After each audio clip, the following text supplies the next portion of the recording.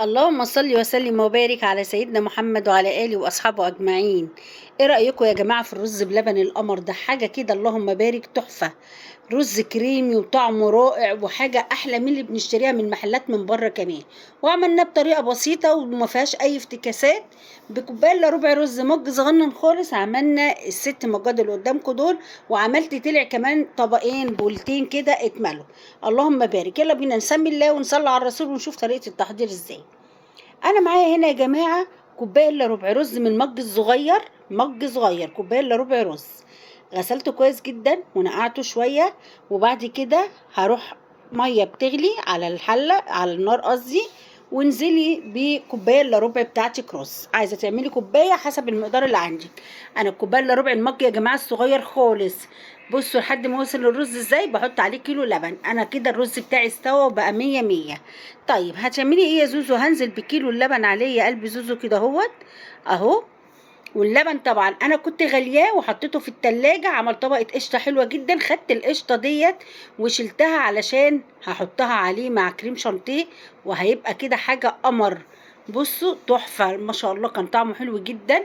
جربيه على طريقتي في منتهى الجمال. طيب بعد كده يا زوزو هتحطي ايه؟ هحط يا قلب زوزو كوبايه الا ربع سكر. كان عندي مطحون قلت ارميه، لا مش هرميه، قلت نحلي بيه الرز بلبن اهو. كوبايه الا ربع مج سكر. عايزه تحطيه مش مطحون عادي خالص، مفيش مشاكل كده كده.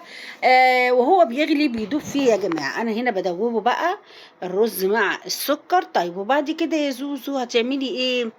بصي يا قلبي زوزو، هنزل بقى هنا هو معلقتين الا ربع نشا اهو.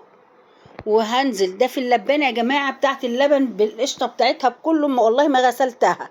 وهنزل بقى هنا هوت ب 3 معالق كريم شانتيه. انا حطيتهم بالوين كده 3 معالق كريم شانتيه. وبعد كده هوت هتروحي حاطه ايه بقى؟ هنزل ب حبه ميه. كان اللبن عندي، ما كانش عندي لبن، عندك لبن حطي حبه لبن، كوبايه لبن كده او كوبايه الا ربع. افضلي بقى قلبي فيهم كده يا ست البنات على البارد. وبعد كده انزلي بيهم في الحله بتاعتك بتاعت الرز بلبن عشان يلف معاكي الرز بلبن اهو. هاخدها بقى وانزل بيها كده اهو. خلاص الرز بيغلي واللبن هنا، وانزل بيها واقلب بقى واتفرجوا هيلف ازاي معايا. سوري يا جماعه اهو. وهنا بقى يا ست البنات انت وهي هتنزلي بايه يا زوزو؟ حبه فانيليا كده بقى عشان تشم الروايح بتاعت الحلويات. اللي لما بتيجي تعملي اي حاجه حلوه وتحطي الفانيليا بتشمي بقى تقولي الله ريحه حاجه حلوه على طول كده. هي الفانيليا اللي بتزر. وده بقى ايه؟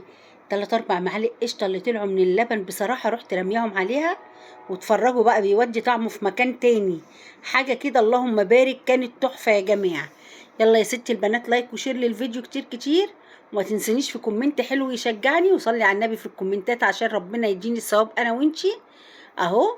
وهنا الرز بتاعي ابتدى يلف بقى، وتبصي تلاقي الكرمشه بتاعت الرز بلبن الجميله من القشطه والكريم شانتيه اللي حطيناه. حاجه كده اللهم بارك. عندك لبن نيجي حطي، ما عندكيش براحتك. انا ما عنديش بصراحه فما حطيتش. دي يعني حاجات بتحسن بس معانا اهو. بصوا الجمال يا جماعه اللهم بارك. هيبتدي يغلي غلوتين بقى ويلف معايا. وهرصه بقى في البولات بتاعتي اهو. عبيته في البولات بتاعتي هنا اهو اللهم بارك. وعايزه بقى تجرنشيه من فوق كده بحبه جوز الهند ومكسرات. رشي، ما عندكيش خلاص سيبيه زي ما هو، مش هيجرى له اي حاجه. بس حطيه في التلاجة يجمد شويه. وبعد كده طلعيه بألف هنا وشفا على قلوبكم، وعلى اللي هيعمل على طريقه زوزو وياكل. بجد طعمه كان خطير حلو جدا.